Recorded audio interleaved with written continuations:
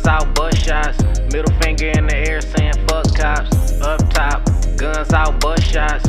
Middle finger in the air saying fuck cops. Back door, see her out, headshot. Red dot, I'm funny, I ain't Red Fox. Back door, see her out, headshot. Red dot, I'm funny, I ain't Red Fox. Nobody listening. I see the whole precision. Givers my only decision. Ain't got no one that back calling me splurge. Let me jump right off the curb. Bet this man fly like a bird. Spin on the first and the third. I don't want to take no hair from my butt and put on my head. They don't need something. Man, be a doctor. Do that. Just do your part, man. Dude, be tripping, dog. What's going on? Man, the doctor I supposed to met up for the appointment because I'm trying to get my little ball spot to get some more hair and shit. Dude, talking about I gotta wait another week. Like, bro, like I paid all that money for what? That motherfucker $27.99. I could have kept that in my pocket. I needed gas. Yeah, you know what, man? I got you. Look, check this out. You could just use this until you get your ointment, and then you could just get back to me when your hair start going back. No, baby. Take this. What? This what? I mean, this is good hair. This is like Emmy and Remy, like 2727. You don't wanna. Yo. Welcome to Tell the Truth, Shame the Devil podcast. We here. I got a special guest. One of my favorite comedians. To me, she ain't no local joker, but they call us local jokers for right now. We be local jokers. We'll be that for right now. But this is Tika fucking G. How y'all doing? Hey. So the reason why I brought you here, a couple questions. Yeah. How old was you when you first started comedy? How old was I? Yeah. Wow. Do you want to start with like? I want to start. Okay, I'll say high school. High school. I want to say I was a class clown. I was.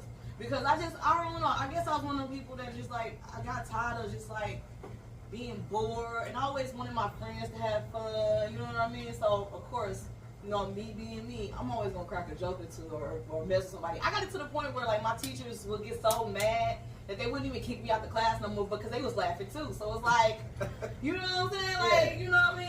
I was just like really one of those people that was just always outspoken and enthusiastic about everything. So I want to say like high school is when I like realized I was like, okay, I might got something. But I didn't start really venturing off into comedy until I became like a full adult. So how old was you when you took it serious as a full adult? I was 21 when I first started my first open mics. How that turned out for you? Man, listen. Were you nervous the first time I got that? Was you nervous? Was you Hell sweating? yeah, I was like, listen, first of all, it was crazy because it was out with me and my girls. It was all kicking, having a good time. You know how girls get, we get drunk and we start talking stuff with each other. Mm-hmm. And we went to open mic like we always do, just kicking, having a good time out. And they decided to sign me up without me knowing. So I'm lit. Listen, I'm lit like a Christmas tree, bro. And they like, yeah, we're gonna go to open mic, have a good time, woo. So I hear my name. I'm like, oh, that's somebody got my name. It's like, no, Trip, that's your name, go up. I'm like, oh, snap. So I get on tipsy. And I had just had a bad date night. So I talked about that. And then that just led into a whole bunch of other stuff that I started talking about. And the people was like digging it because I was so lit. I was just talking crap the whole night. And they was just like, this is crazy. She is really telling it like it is. Like, yeah, it was what it was. But I had fun. I fell in love with it. It was like, I was so relieved that I didn't get booed. But at the same time, I was like, they really thought this was funny? Like, this is my life. Like, this is serious as hell. This is what's happening to me. And y'all think this is funny? But, I mean, I digress. Like I said, after that night, and I did it, and I started going routinely and started really working on, like, what I wanted to really talk about. It became, like, a second nature thing. It became my passion. Like, I love being around people. I love making them laugh. And it's just, I love it. So I got to ask you this, right? Mm-hmm. I got to say, the way you line your jokes up, mm-hmm. and you come up to your punchline, yeah. When you deliver it, how do you punch it to make the crowd go, whoa?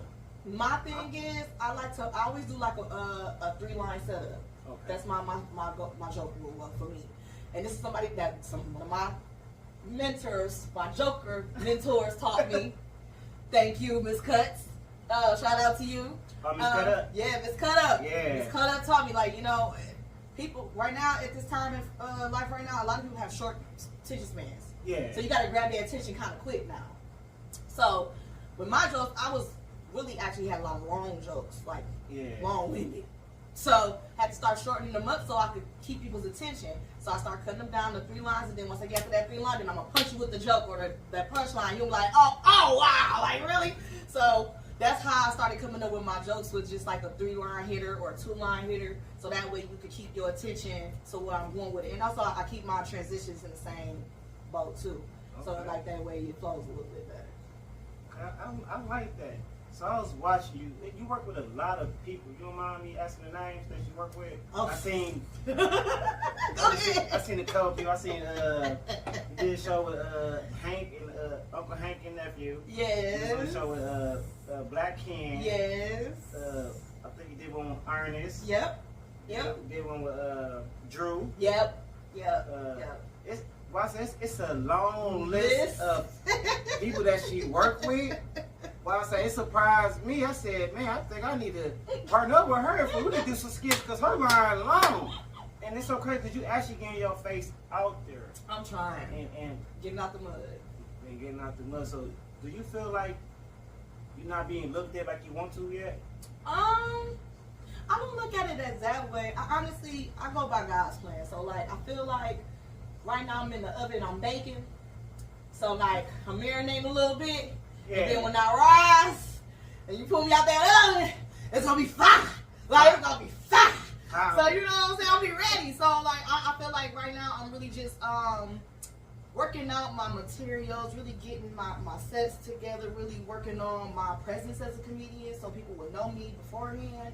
And then when I really take off, I already have my clientele and my fan base by then because they've already known me from like, you know, from being around for so long, like, oh, that's TikaG, like, you know, so, like, I want to start there first, and then I could just spread my wings and fly.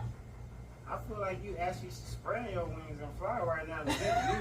You on a lot of promoting going on. So I just heard you was in the movie. I know you really don't want to talk about it. You want to just let it pop. Yeah, we're gonna work on it. We're gonna work. We are in script read mode right now. So we're getting the parts worked out. We're working on script reading. We actually doing rehearsals. But the movie is called Double Dip, so be on the lookout for that. And it's gonna be up from there. Like I'm on it. I'm trying to work everything. I'm trying to get, you know, all my avenues together. So how do you feel about skits? Skits. I see you trying I see you trying the skits I thing be right trying. now. I be trying. But with me, I feel like a lot of people, some people, I'm not gonna say a lot of people, I'm gonna say some people lean on skits so much that they forget to go back to stand up. And then some people lean on stand up so much that they don't do skits. So it's like how can you balance the two out? I'm in the middle, so it's like I be trying, but it's like I don't know. Like I have to get more consistent with skits only because that's like the avenue right now. That is the popping thing right now is skits. So it's like, okay, I know I love stand-up comedy. I love the art of stand-up comedy. I do. I was brought up on Bernie Mac, Eddie Murphy, Eddie Griffin, Raw in Your Face. This is what it is, Sniggle. Like, yeah, real. That type of thing. But like, I do love that our social media comedians right now are taking over because y'all doing the damn thing. Like, y'all turning it up for us. Like, it's easy for a person to just pull up a skit video and watch it for 30 seconds. That's easy. So I gotta start getting on the bandwagon with y'all, cause y'all turning up for real. I gotta get on the bandwagon. And you know, we try. You know, I'm a comedian myself. A lot of people know who I am. I got a nice little follower. This man right here. But my whole thing is this: you can't get big headed. Like when you get too big headed, I feel like it shrink your ability to be known. It do. I feel like with a lot of social media comments, once they get that following and they start getting that clout, they start getting a little. But you know, I mean, no, but for real though, like if you really do have a good following, I say stick with it because if you're really funny and you know what you're doing, making your skits and really like making them pop like that, do it. Get your bag. Like what? Like keep it going. Like I mean, yeah, I totally agree with you on that. Right now, I'm fighting with Facebook right now to pay my money. I'm waiting a whole month. Facebook, can y'all pay my money? Facebook, pay this man. Man, that ain't no but little 884. Ain't no but little 884. Go on, pay my little money, man. What? Something like just a couple hundred. Yeah, come on, let me know that. Terror Scan Bone, what they making? They breaking the bank. Oh no! they breaking the bank. Him and his little squad, they not playing. Yeah, they squad tough. So this one I want to ask: do you think how like different cities how they got teams and partners when it comes to skits? Yeah. Do you think that's one thing that Milwaukee lacking with? I really, absolutely, 100% agree with that. Only because with Milwaukee, it's so like competitive, and it's like even when we in the same field, people are still competitive. And it's like, dude, we in the same field. If we work together, we can get the bag together. And you really think about it, it'll be double than what we think by ourselves. So then we're as a team. But you know, some people are just very to themselves, and they don't want to work with nobody, and they don't want to, you know what I mean? So it's kind of like, what can you do? You got to pick and choose your teammates now. It's like you got to see who really down for the cause instead of the bag, and just be like, okay, is we really working together, or is we really working together? Or working just for you to get this money. Exactly. Even kind of that, like I want to work with so many people, right? Mm-hmm. But you know, the way my schedule's set up, I'm only really free on the weekends. You know, I be working so much. But like, I want to start working with you. I want to do a skit with B. Jones. B. Jones is a friend of the family. I actually think he related to somebody in my family. Oh, that's I really don't know. But, man, my boy. Hey, look, doing this thing. So like, what is what is one of the bad things about comedy that you dislike? Ooh, child, do we got time? Yeah, we got We time. got time? Okay. We're gonna get into this. I want to say, first and foremost, they write off women off top as not being funny. I hate that. I believe that there is a lot of funny women in the comedy field. Adele Gibbons, some more. Right now in Milwaukee, Kelly Kells, Ruth. You name them, we got them, including myself. But anyway, my second thing I don't like is, like I said, the competitiveness. Like, even with other comedians, like us being in the field, if a comedian is funnier than you, if you even think that they're funnier than you, why not have a sit down with them and have a writing circle so you can try to figure out your shit and make your shit better? Like, it's so easy to just like, okay, I see that you told a dope joke, right? And I see you performing it. It's great. You killed a house. I'm gonna try to get what you doing. Like, I'm trying to get the recipe, bro. Like, what you doing? So I want to make mine work the same way. And it's like, people are so like I said, they're so competitive and just so to themselves. It's just like they're afraid to even reach out to even be like, hey, let's work together. It's that simple. That's all you have to say. Hey, let's work together. I'm like, okay, let's do it. Like, I'm like, honestly, me on the other hand, I am the most open person ever, unless I just don't personally like y'all ass. Then that's different. But I'm pretty open with, you know what I'm saying, working with people, doing skits, doing podcasts, you name it, let's do it. So that way, not only am I getting exposure, but let's bring you up too. Let's get it out here together. Let's make this work. So that way, you know what I'm saying, at the same time, not only am I networking, but it's a positive for both of us. So it's like, I don't know, I just see things in a different business perspective, I guess. I don't know. So as far as the females, do you think it's really harder for y'all, or you think people try to push y'all down for y'all don't have to reach up there? I definitely feel that we don't get as much recognition until we really make a name for ourselves.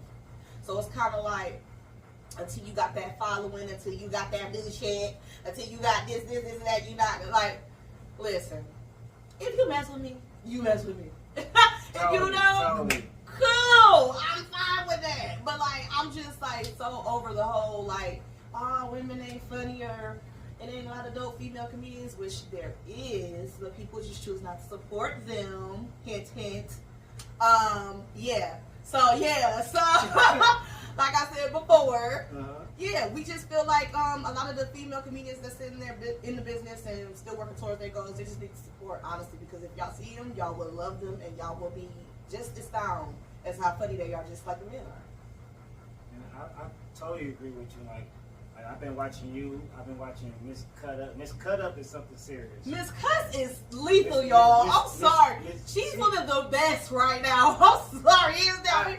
Hands down. Hands down. Her jokes be on point. On point. Delivery on point. Presence on point. Like, I did a show with her. Me, Old School Daddies, JP Hinton, and Betty Garner. We all did a backyard show. Man, she came and killed. I was like, bro, I want to be Miss Cuss when I grow up. I want to be just like her. Thick and fine and funny. Hey, but you know, you all that. I gotta watch how I talk. You all that. You gotta be professional. You just can't. You know, everybody don't like to be hit on, so I gotta draw a line. So, that you is though.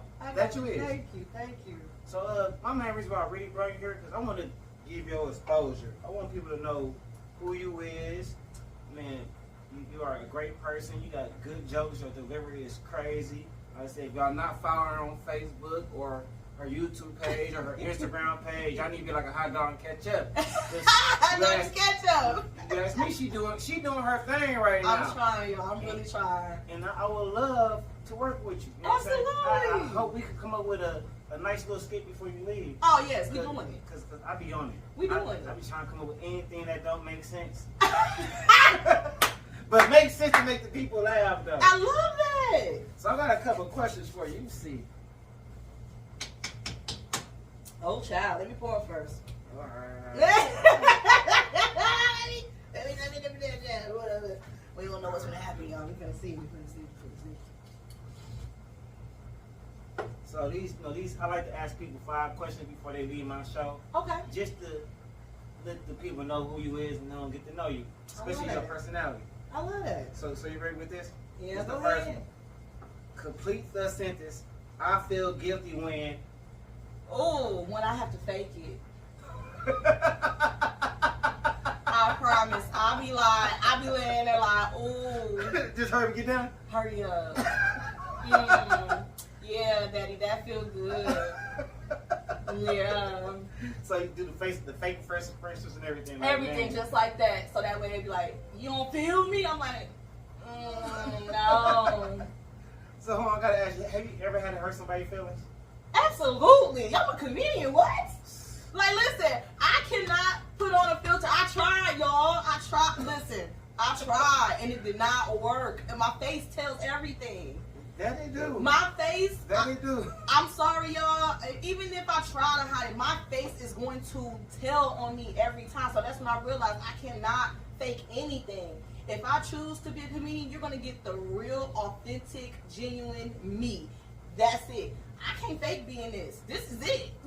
Like, what you see is what you get. Hey, it came from TikaG mouth herself. Period. There's no faking on her. No faking. It's the real her. This is it. You ready for this next one? Oh, Lord. Come on. What do you think about sarcastic remarks? Woo, baby. Listen. Now, if you know, I know you know.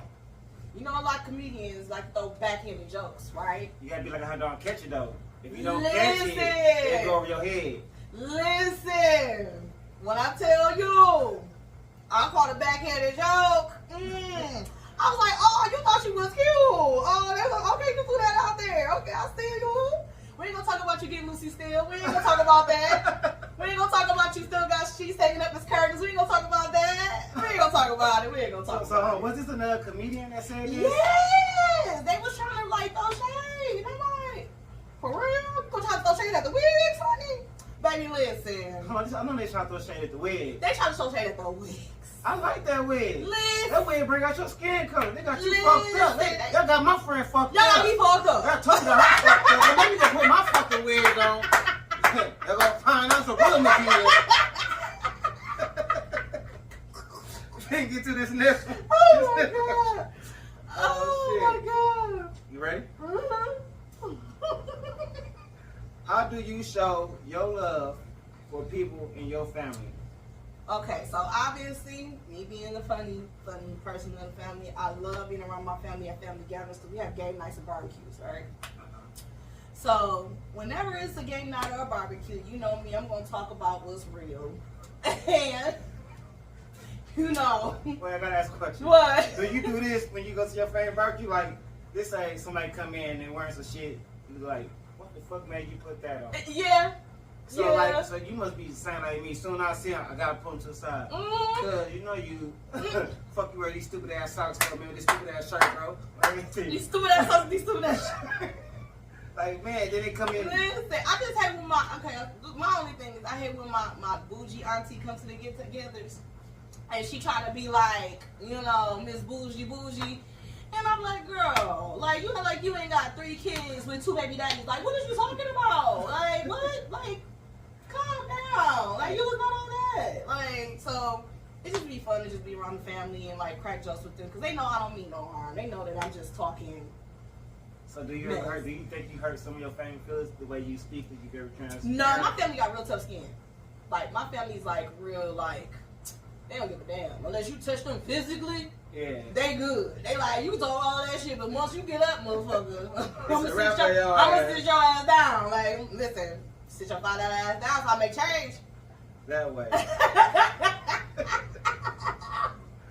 And when they said that shit on New Jack City, I think we ran with it. And we still put that in our vocabulary. Listen, when I tell you all of the black funny movies, like the original black funny, Harlem Nights, like, listen, if you have not watched Harlem Nights, please do. It's for the culture. Like, so I got, what is one of your favorite movies? I'm gonna tell you mine. One of my favorite movies? Yeah. Right now, I done watched it at least 10 times, and it's Soul Man with Bernie Mac and Samuel L. Jackson. Yeah, cause it's still shit that you like, I ain't see this part. Bro, I watched that so many times. Rest in peace, Bernie Mac. You were the best, and you will always be the best. So, this my person, I think a lot of people, and, you know, I like white people, but I like Mark Wahlberg. Mark Wahlberg is hilarious. Two Guns with him and Denzel Washington. My favorite part of the movie, when he said, because you stick your finger in your belly button and green shit come out, that means your asshole. And then I said, what you just say? Hey, that's a white boy joke nobody don't know, but this shit was so funny Mark though. Wahlberg, because he's hilarious too, low key. People be sleeping on Mark Wahlberg. He's kind of funny. And he talk a lot of shit. Mm-hmm. He talk a lot of shit. So you ready for this next one? Roll with it. Let's roll. Worst soap, what? I'm gonna get it right. What kind of art do you like and why? I'm heavy into the arts, cause I'm a very big music junkie. So like, whenever I'm doing something, I love to have music playing. Like, it's just one of my things that make me feel better or feel good. Like, anybody knows, like, your music kind of like determines your attitude for the day. Yeah. Like, it'd be like, if you listening to some gangster music, you want some, I got keys, I got phones, I got, you know what I'm saying? Sometimes that's how you feeling that day. But if you listening to some Erykah Badu or some Sade, you just like, yeah, you feeling the vibes. Like, so it's like, it kind of determines, like, not only your day, but it gives you the frequency of like how you want to go about your day. You know what I mean? So like, I kind of like, I'm a very big neo soul person, but I do have my ratchet trap music. I hope it ain't sexy red. Nah, not sexy red, but no, much. you know, I like, it's 75 degrees. I ain't got no nigga, but he ain't got me. That's a gorilla, boy. Look, I like her. I like her. I like gorilla. I'm still trying to learn to do that damn thing. When she stepping on roaches? That's what that is. that's what the dance called. Stepping on roaches.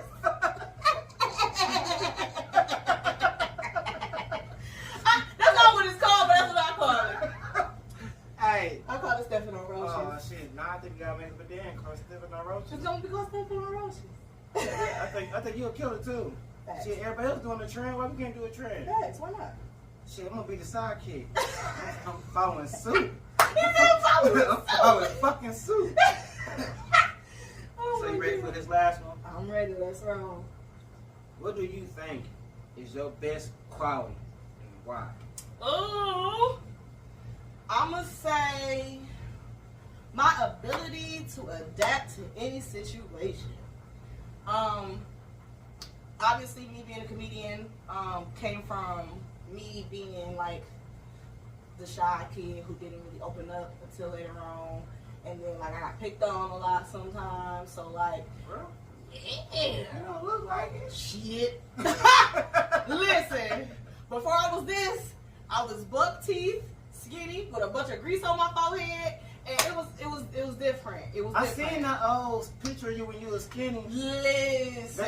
You used to get picked on like that back then? I could hula hoop with a Cheerio. It was bad. It was pretty bad. But no, I honestly grew out of that, and then I realized, like, you know, regardless of what people say, I still love who I am as a person. So, like, it gave me the opportunity to open up and just be me, and that honestly made people fall in love with me more, just me being genuine to myself. So it was like, okay, the fact that I'm actually being myself and okay with being myself, I was able to be like, you know what, I'm rocking with this for the rest of my life. This is what it's gonna be, whether people like me or not. This is who I am. So, like, I think my ability to adapt to situations and being able to just, like, go with the flow, I think that's one of my best qualities. Like, listen, you can take me to an all-white party and I'll be like, hi, John, how are you? This thing is amazing. Oh, my God, I love it here. Or you can take it to the other, like, listen, if you got a 2.5 or a 3.5, like, I need something. Like, no, I don't, but I'll just let you know I like I do so I can fit the scenario. I gotta fit the scenario. Now, it'd be stuff like that that just threw me off. I gotta fit the scenario. You gotta be able to code switch. Right. Right. Hey, so look, this ain't on the question or nothing, but this is something I want to ask you before you leave. If it's 3 people, we're gonna start from our district. Okay. If it's 3 people you can work with in Milwaukee, who would it be? 3 people in Milwaukee. And I'm talking about consistently. Consistently work with? Yeah. Dang, that's a good question. I have to think, because I got a long list. Okay, let's start from, okay, hold on. Okay, I'm gonna definitely say Miss Cuss off top because she just, I don't know, she just served it to me. I love her and I admire her so much. So Miss Cuss I want to continue working with. The beautiful Chastity Washington, because she's making her mark. Yeah. HBO special. Yeah. Tubi special. She got specials, y'all. Look up Chastity Washington. You can go find her everywhere. And I think we're gonna work some time. So we're gonna get this together. Me and JJ, that's it. I wasn't expecting her to say me, because shit, I thought I want her to say somebody else, because shit, we gonna try to make that work. I can get in the dough too. But me and you, we finna work it out. We're gonna do these skits, because I need to start doing skits more. So the fact that you brought them up to me and gave me the opportunity to actually start doing them, I say, this gonna be a match made. Have y'all better look out now. Like, listen. You never know how these skits might go. Listen. You know, it's in, you ever seen the movie Despicable Me? They're gonna fuck around and come up with the movie for us, because we gonna, every shit we do gonna be despicable. It's gonna be out the blue. So random. So I want y'all to get a big shout outs to my guests for coming, for taking the time out your day. It's hot as hell outside. Listen, it's hotter than 2 hookers in church, honey. Sweating. TikaG, y'all. This your boy, funny ass uptop JJ, aka Step Coach, aka Little Daddy, aka Don't Step on the Ant. Hey. AKA Don't Step on the Ant. Hey, just tell the truth, Shane the Devil. See y'all soon. Hey, it's an up top thing, baby.